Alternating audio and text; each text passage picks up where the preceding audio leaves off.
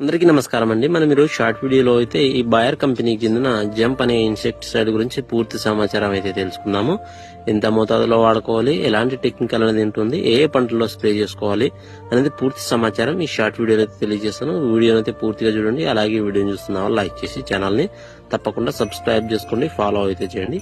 So వీడియోలోకి వెళ్ళినట్లయితే మనకు ఈ బాయర్ జంప్ అనేది మనకు టెక్నికల్ తెలుసుకున్నట్లయితే ఇందులో ఫిప్రోనిల్ అనేది మనకు 80% అయితే ఇందులో ఉండడం జరుగుతుందండి. ఫిప్రోనిల్ అనేది మనకు అధిక మోతాదులో ఇందులో అయితే ఉంటుంది. దీన్ని మనము పత్తి పంటలో, మిరప పంటలో, ఉల్లి పంటలో, అన్ని రకాల కూరగాయ పంటల్లో అయితే దీన్ని స్ప్రే చేసుకోవచ్చు. ఇది మనకు అన్ని రకాల పంటలలో వచ్చు. తామర పురుగు సమస్య నివారించడానికి అయితే చాలా ఎక్సలెంట్ గా అయితే పనిచేస్తుంది. అలాగే చాలా సన్న పురుగు అయితే నివారణ చేసే విధంగా అయితే కూడా ఇది పనిచేయడం జరుగుతుంది.